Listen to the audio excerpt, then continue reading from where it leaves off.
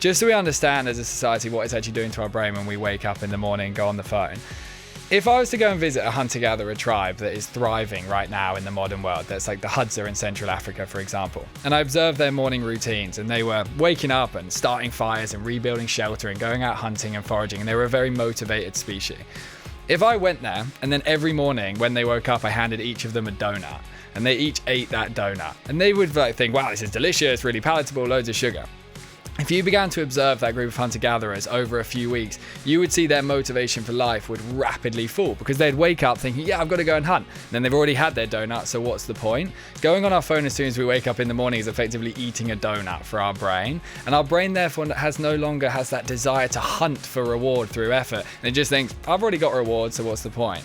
And that experience for our brain in the modern world is just not helping us be motivated and focused. Our next guest is a neuroscientist and best-selling author who's a world expert on getting you high on your own supply. His new book, The Dose Effect, is out now, so it's time to turn those neurotransmitters of ours up to full TJ power. All right, TJ Power, let's hear it for TJ and his book. All right, so good morning, TJ. Good morning. How can you help PSV Eindhoven? I think they would need some support with They their need to read your dose. book. Potentially, they might be low on a chemical like dopamine, for example. The dose effect. So there aren't dots after the D, the O, and the S and the E, but basically the dose effect stands for dopamine, oxytocin, serotonin, and endorphins. It does. These are the 4 brain chemicals that are having the biggest impact on how we feel as Right, now humans. how qualified are you to talk about this? I'm super qualified to talk about it. Because you are a neuroscientist. He's a neuroscientist, everybody. Let's actual neuroscientist. Actual neuroscientist. How sexy is that? I know. Very sexy. Can I go straight in with the friends question? Hit me. All right. Let's talk about contribution and oxytocin and the famous Friends oxytocin episode. Yeah, we have this beautiful chemical in us in humans that creates this big desire to contribute to other people, and when we do things for other people it can make us feel great. And there's this famous episode of Friends where Joey says to Phoebe that there's no such thing as a selfless good deed, and in that episode Phoebe attempts to do things for other people and sees if it doesn't impact how she feels. So she goes and rakes someone's garden, for example, without them knowing she's doing it. Ultimately, she concludes it's impossible to do something for someone else and not feel good ourselves. Biochemically, the reason that's occurring is because of oxytocin. And it's true, isn't it? And by the way, what a great episode. And it's called Friends. It's the friendly chemical, isn't it? It is. So dopamine, there's some brilliant books around. This is another great book as well. The Molecule of More, that book. I'm sure you've read all these books. For sure. And, often dopamine is described as the chasing chemical. If you could give sort of softer words to descriptions here. So dopamine, oxytocin, what would that be? What kind of word would you give that? For oxytocin? Yeah. That would be love. The experience of love. Love. And serotonin? That would be our mood. And endorphins? It de-stresses our brain. And so which is the one that helps us appreciate what we have as opposed to chasing what we don't have? That would be more oxytocin and serotonin. See, this settled, calm feeling. Because we need dopamine, but the problem is if we get too much of it, then we have the homeostasis seesaw, which you have in the book. For sure. Do you just want to explain that? Explain what that is a bit? Yeah, for hundreds of thousands of years, as these brain chemicals developed, we got a nice equal balance of each of them. Yeah. In our modern world, we're effectively living in dopamine land, where we're obsessed with pleasure, whether that's our phone or social media or sugar or alcohol, whatever it might be. And this is effectively exhausting this dopamine system and wearing the chemical out. A lot of the experiences we have where we feel low and we can't concentrate and we feel demotivated, this is dopamine deficit. So I've read loads of these books, as you know. Cool. And we've had loads of guests on and we've talked to people and we've been on podcasts, they've been on our stuff. And it's all, all good. And we only get authors on who we love and we respect. And you're one of those people. So thank you for coming on. Appreciate it. And, as far as this whole subject is concerned, the dopamine, the oxytocin, the serotonin, the endorphins, I'm looking for things in books now, having read literally probably thousands, definitely hundreds. That's I may good be for into your the dopamine, thousands. by the way, that you've been reading. I know, it's all in here. I'm looking for things I've never heard before. And how to break up with your phone, right? Heard that 1,000 times. Okay. But I've never heard it framed like you do.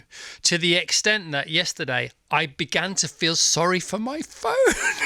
Okay, interesting. Because, as you quite rightly say, there are lots of addictions. One of the most difficult, challenging addictions is issues with food, because we have to eat. You don't have to get drunk, but you have to eat. For sure. Which is why food is such a problem.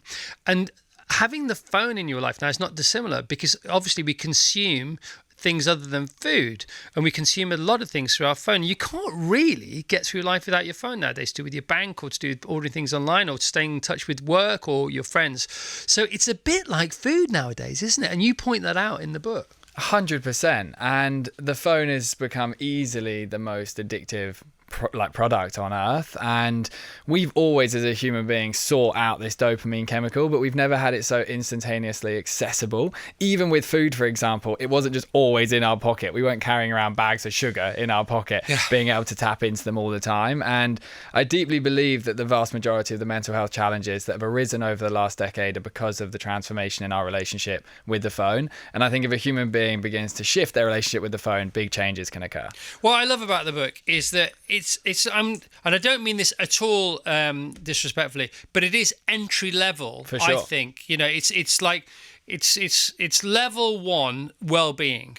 And if you've never bought a book to do with well-being before, and you want to dip your toe into the water, this wouldn't be the worst place to start, because everything in here is so achievable. The second thing I took from your book, which I've never taken from another one, is this prioritization at the end of each section, not of each chapter. So you give us like 5 killer things that we can do at the end of each section to do with each of these chemicals. And I think, well, they're all achievable. And you say, no. They are all achievable, but you won't stick to it. Pick one. I love that.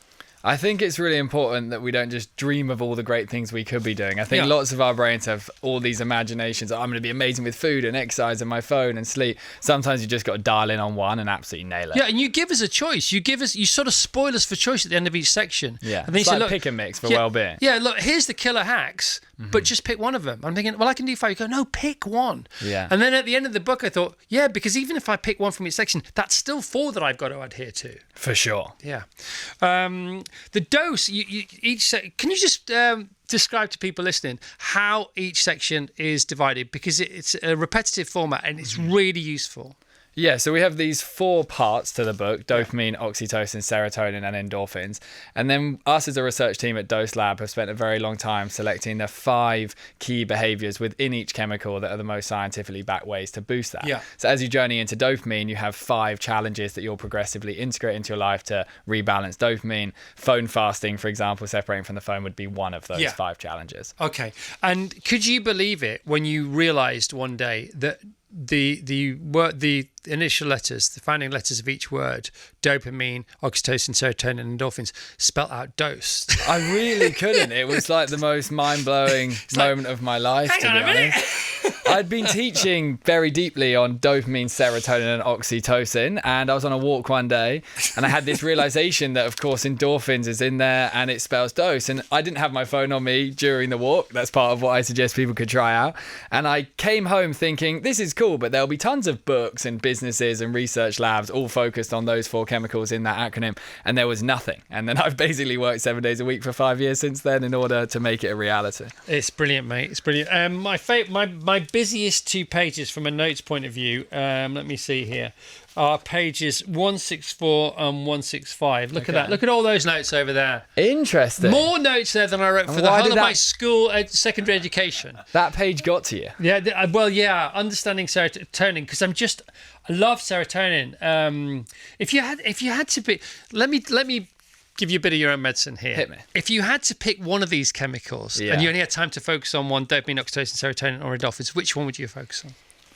It's a tricky question, because I do think managing the dopamine is the hardest challenge we face. But there's this fascinating new research that came out this year in a journal called Nature that has recently discovered that dopamine and serotonin actually work on an accelerator brake mechanism. So when we're hammering the dopamine, our serotonin pauses, and vice versa. So if someone could just do one thing, really optimizing their serotonin actually wouldn't just help their serotonin, it would actually put a bit of a brake on their desire for dopamine, which is super useful in an addicted world. And also the great thing about serotonin is it's created in your gut. It is. So this is a microbiome thing. It is. And if you feed the right wolves, the other wolves go away because they get hungry and they become petrified of starving, 100%. and they leave of their own accord, and that is a great moment in your life. It is, and the relationship with food is very tricky. Like, we have a huge amount of this ultra-processed food that's extremely dopaminergic and tempting. But there is a world where you have a relationship with food where you haven't consumed as much of those for a period of time that your desire for them eventually begins to reduce. And I had a terrible relationship with all that dopamine type food. And now I do feel like I've made progress because that gut microbiome is now seeking out the more single natural Yeah, food. let's touch on your party days. Yeah, okay. Shall we? Because you were partying hard whilst learning about neuroscience. I was. So you knew what you were doing to yourself. I was, doing some damage, to be honest. And from the moment I first touched what we'd call quick dopamine, whether that was like cigarettes or alcohol, social media, these kind of things that really, really excited my brain. I got huge dopamine hits from them. And I struggled with that for about a decade. My prioritization in life was partly drawn around how can I make sure I have the most fun physically possible. And eventually that reached a point where it wasn't serving me, and I came to really understand there was a different life down this dose lane. But yeah, it was part of my journey. Down the dose lane. Oh, who doesn't want to live? You've got to move to dose lane. Yeah, maybe I'll build it. You're the dose guy. You got the dose lab. You got the dose book. You got to live in dose lane. I will. You are so dope when it comes to being dose. So the microbiome and serotonin, it's 90% created in the gut. Emotion. Often we talk about emotion on this show. What we think we end up feeling, what we feel we can end up thinking. Is it an equal two-way street, do you think? It really is an equal two-way street. And lots of people in the modern world struggle with overthinking, for example. That's like a massive challenge. In all of our research data, we see that as the number one challenge out of all the metrics we look at. And none of us would often think, oh, the food I'm eating in my day-to-day life could impact my overthinking brain. Yeah. We wouldn't link those two together. But the state of your gut, because it's where the serotonin is manufactured, is impacting the thoughts that are taking place in your brain. And it's really important society begins to draw these connections between the whole system. I love that. I've actually, another one on my notes, page 212. Becoming an underthinker is possible starting today. Who does want a bit of underthinking in their life? For sure. And I was a big overthinker. How do we become more of an underthinker? You learn to create a calm nervous system, basically. Our nervous systems are ramped up in the modern world by whether it's diet or phones or just like the very overstimulating experience we have. And if our heart is beating quickly because our nervous system is aroused, our thoughts go more rapidly and often more negatively as well, because they're evolutionarily designed that way to survive extreme threat. And the best thing you can do for an overthinking brain is learn how to regulate your nervous system. Mate, this is so good. So you got me thinking about the phone yesterday. I've heard about breaking up with phones before. It's not all the stuff you've heard before in the Sunday supplements. It's different here from TJ. Can we touch into one part of that? Yeah. The breaking up with the phone. Because the most important thing you can possibly do in order to sort this phone relationship out is not go on it when we first wake up in the morning. Yeah. And I appreciate that's like the hardest thing to do. Just so we understand as a society what it's actually doing to our brain when we wake up in the morning and go on the phone. If I was to go and visit a hunter-gatherer tribe that is thriving right now in the modern world, that's like the Hadza in Central Africa, for example, and I observed their morning routines, and they were waking up and starting fires and rebuilding shelter and going out hunting and foraging, and they were a very motivated species. If I went there and then every morning when they woke up, I handed each of them a donut and they each ate that donut, and they would like think, wow, this is delicious, really palatable, loads of sugar.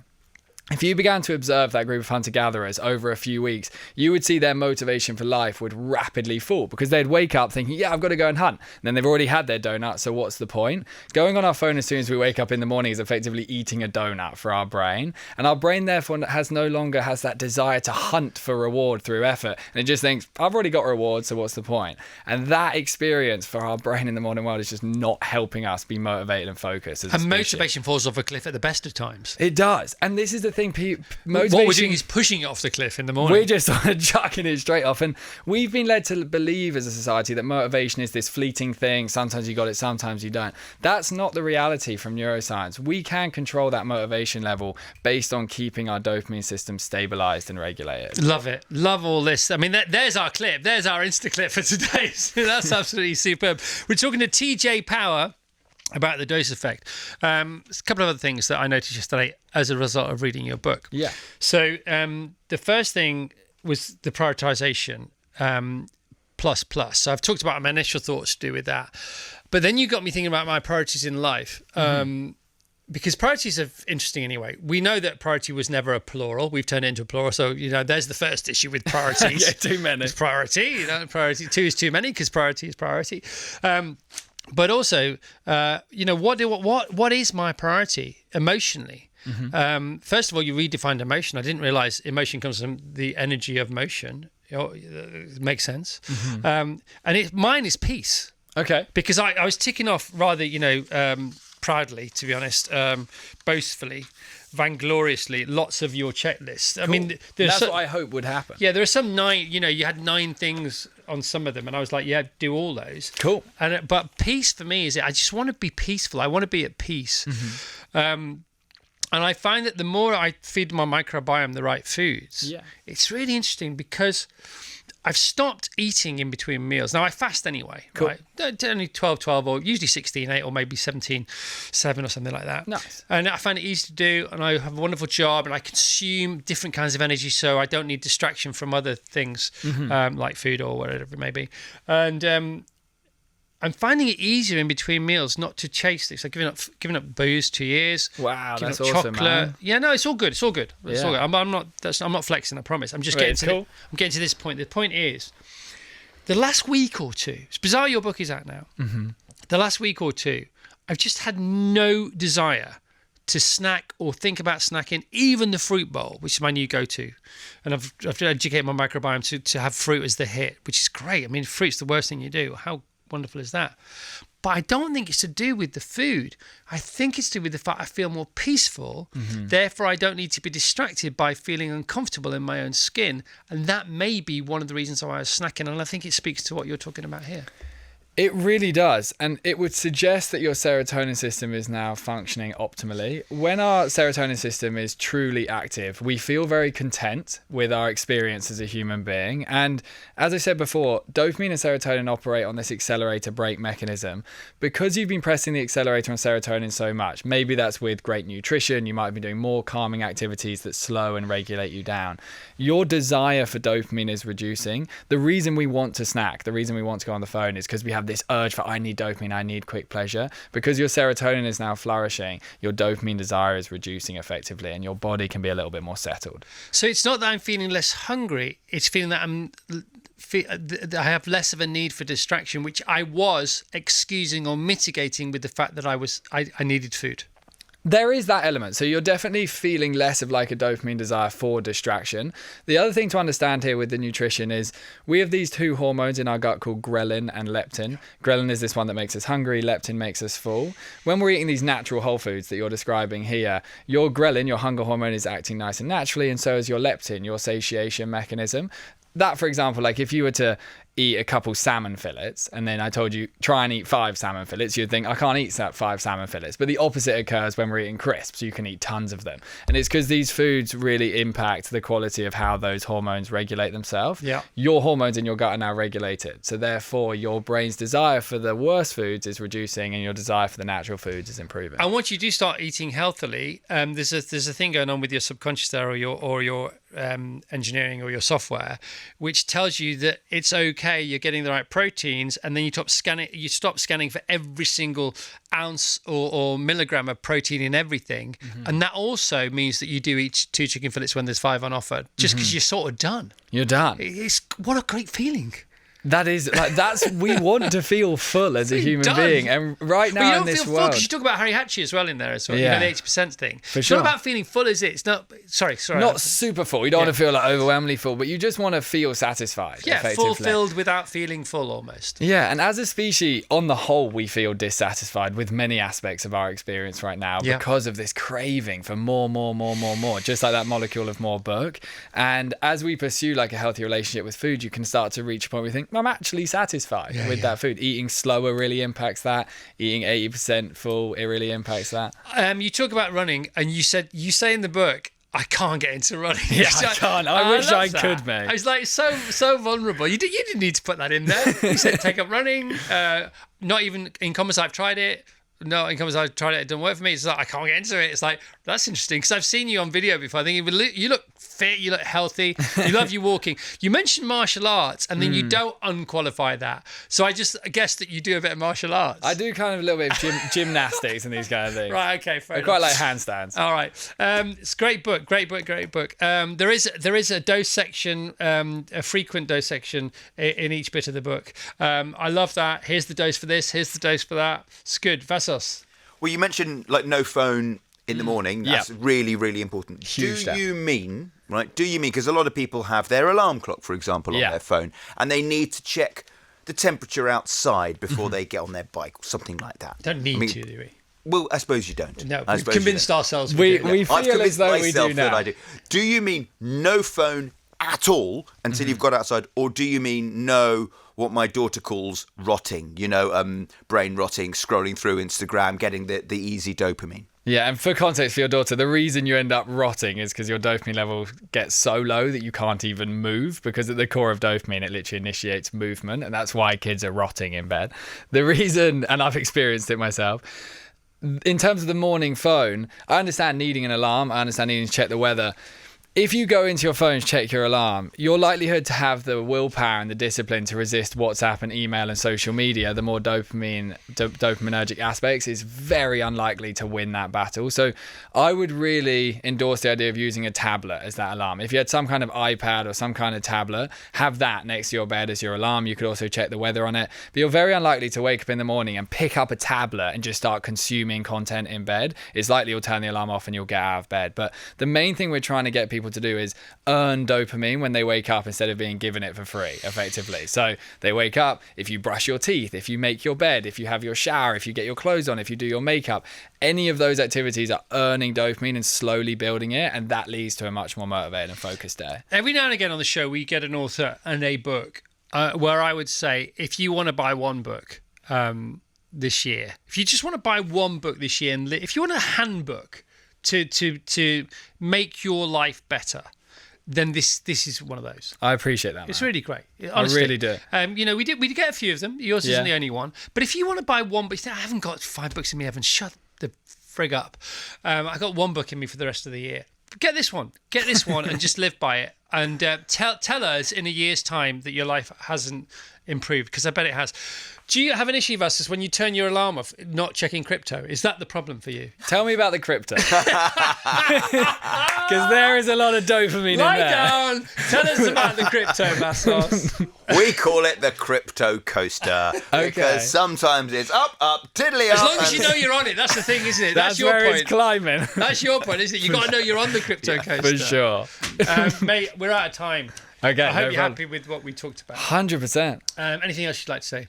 I would love everyone to utilise this message to wake up in the morning and attempt at least 10 minutes before they go on their phone tomorrow. All right, mate. It's a great book. The Dose Effect, very, very easy to comprehend, very easy to action. Small habits to boost your brain chemistry. TJ Power. Let's hear it for TJ Power!